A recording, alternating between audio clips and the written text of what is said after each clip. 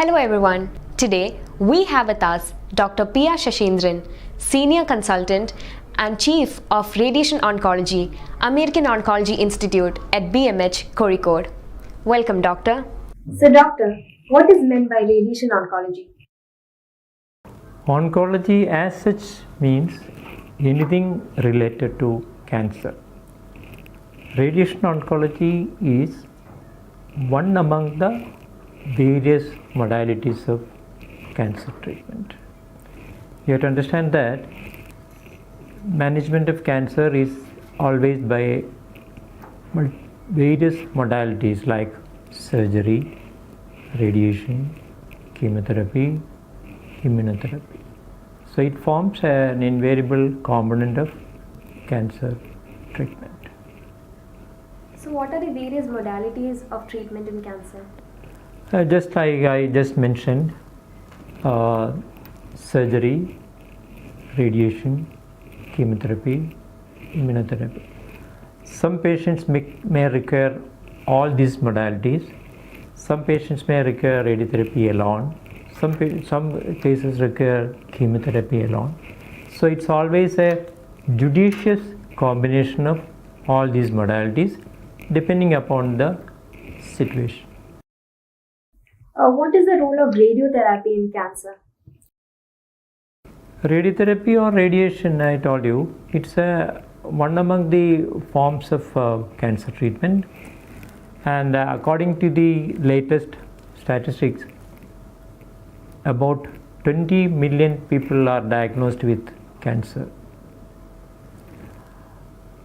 every year, out of which at least 50% of these patients may require radiation as a modality in one or other form. It could be a definitive treatment, or it could be a post-operative treatment, or it could be a pre-operative treatment, or it could be a palliative treatment. There are different indications for radiation in the cancer management. So, can radiation and chemotherapy be given together? Radiation is a separate modality, chemotherapy is another modality. There are situations where you can combine radiation and chemotherapy. That is what is known as concurrent chemoradiation. That means you are giving chemotherapy along with your radiation. For example, in head and neck tumors, in carcinoma, cervix, in preoperative radiation of clear rectum. In such situations, we can give radiation along with chemotherapy also. What is the difference between radical treatment and palliative treatment? We call radiation as a radical treatment when we are giving it as a definitive or with a curative intent. Palliative treatment means you are just giving it for symptom relief, like pain control or to control torrential bleed. In such situations, we call it as a palliative treatment. Whereas radical treatment is when you are giving it with a curative intent, especially in early stages of cancer. So, a lot of us have this doubt that whether radiation can cause alopecia. Is it true? Radiation as such will not produce alopecia, but you can get alopecia when we are giving radiation to a site where there is hair. For example, when we are treating the scalp, for example, in a case of brain tumor post-operative, when you are irradiating the scalp, there will be alopecia. Doctor, which are the situations where radiation is given? In cancer management, there are different situations where you can give radiation. Either it can be given as a definitive treatment, that means as the only modality, or it can be given as a combination, either prior to surgery or after surgery, or prior to chemo or after chemo. That depends upon different situations, the site of the disease, the stage of the disease. The main situations where a radiation oncologist comes into play in the treatment of cancer is in the management of head and neck tumors. Head and neck tumors means tumors in the oral cavity and tumors in the larynx and pharynx, especially in the either in the early stage or in an advanced stage where it is given after surgery. In early stages of oral cavity tumors, as a part of organ preservation, you can give radiation as a definitive treatment, but the problem is that radiation is not a one day's affair. It's a protracted treatment. So in early cancers of the tongue or the buccal mucosa or the liver lip, where you can complete the treatment within one day under anesthesia, we prefer radiation, surgery over radiation. But if you feel that the organ should be preserved, you can produce equal results with radiation also. In other situations where you give radiation in head and neck tumors is in locally advanced stages, where you have to give it in the post-operative setting. Then coming to the other indications for radiation is starting from head lower down. In brain tumors, there is a invariable role for radiation, especially in high grade tumors, because in all other sites the surgeon will be doing a very radical surgery. The surgeon will remove the tumor along with a white margin. But in brain you cannot apply that principle, because each and every cell or tissue is very important for us. So invariably in brain tumors, radiation is having a definite role. Then coming to lung, either surgery or in situations where surgery is not possible, radiation is having a role.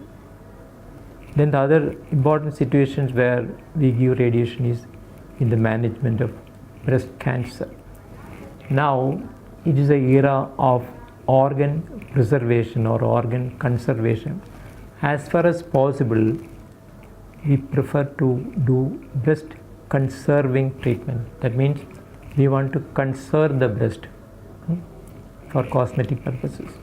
So after removal of the tumor, we have to give radiation to prevent local recurrence. Then another important situations where we have to give radiation is in the management of gynecological cancers like carcinoma cervix, carcinoma of the endometrium.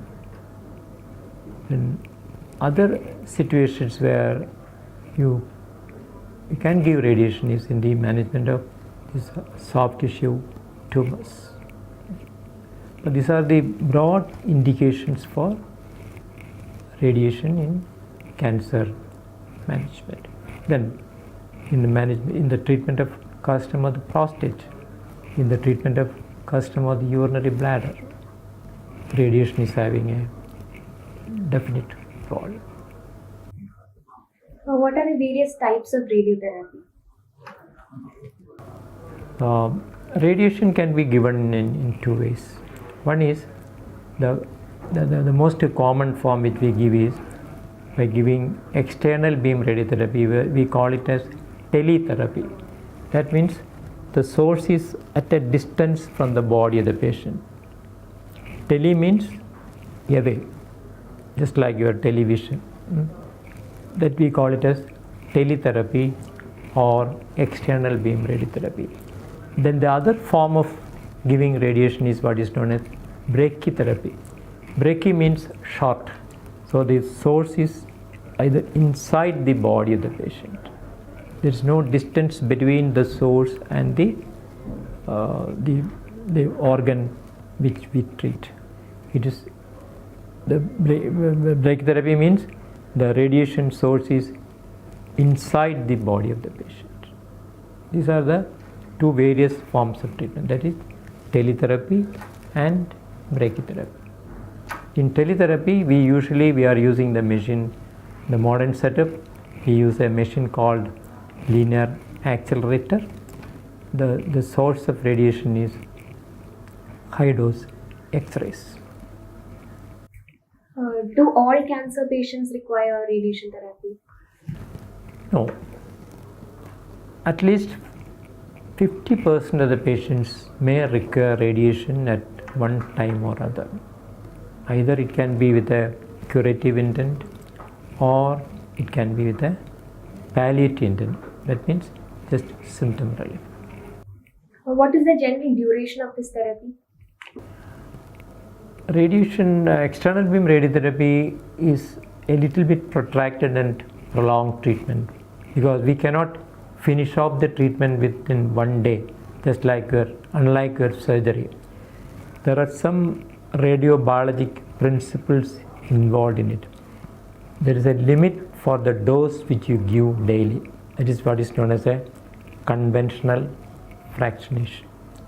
Then there are techniques by which you can reduce the duration of treatment. That is what is known as hypofractionated radiotherapy. But when you give brachytherapy, the duration of treatment is very less.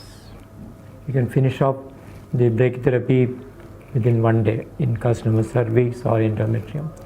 Whereas when we are doing brachytherapy for buccal mucosa or celiac tongue, that may last for 3 or 4 days. External beam radiotherapy usually lasts for, in curative treatment, it lasts for 15 to 30 days. When we are using this hypofractionated schedule, that means dose per fraction will be high. You can finish off the treatment with 10 days or 15 days or even 5 days. How is radiation generally given, and is anesthesia given all the time? Radiation is usually given as on an outpatient basis. This external beam radiotherapy does not require any anesthesia. But when you are giving brachytherapy for carcinoma cervix, you are introducing the applicator under anesthesia, under a short duration anesthesia. Usually external beam radiotherapy or teletherapy does not require any anesthesia. Doctor, what is the difference between radical treatment and palliative treatment? We call it as radical treatment when you are treating with you are giving a prolonged radiation with a curative intent. Your aim is a cure, especially for early stages, or you are adding or following it up with you are giving radiation after surgery. While palliative treatment is either you are giving radiation in a locally advanced tumor or you are treating a distant metastatic site. Your aim is not a cure, but you want to have symptom relief, you want to improve the quality of survival. There is a difference between radical treatment and palliative treatment. When you are giving palliative treatment, your intention of treatment is not a cure, you want to produce symptom relief.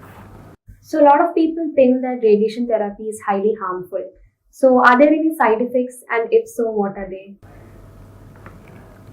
Radiation treatment, especially when you are in the modern era, where we are using highly sophisticated techniques like three-dimensional or intensity modulated radiotherapy, with, with all the recent advancement in radiotherapy, I'll say that radiation does not produce much side effects, but in the cancer treatment, any treatment will have some side effects which is tolerable and which is manageable, and this side effects depends upon various factors like the site of the treatment, the dose which you are giving.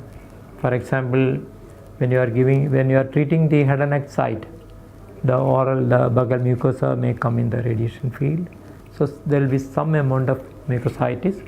So in the initial phase, patient have some difficulty in taking food.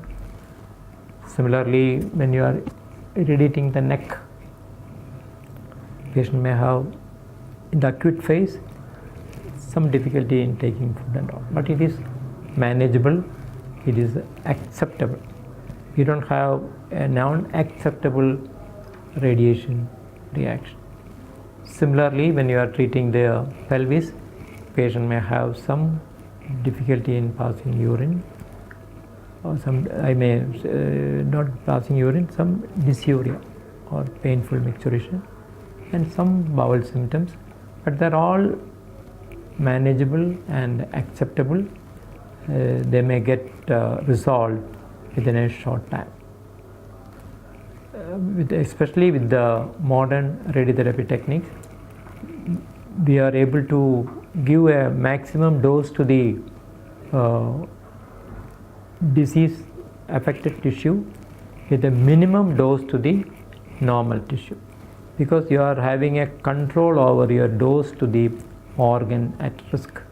We are doing this treatment under image guidance, so you can visualize the underlying structures. You can restrict your dose to the organs at risk which are coming in the radiation field. So the modern radiotherapy is relatively a safe treatment with only acceptable side effects. Thank you so much, Doctor, for your valuable information and time. With that, we wind up today's episode. Thank you all for watching.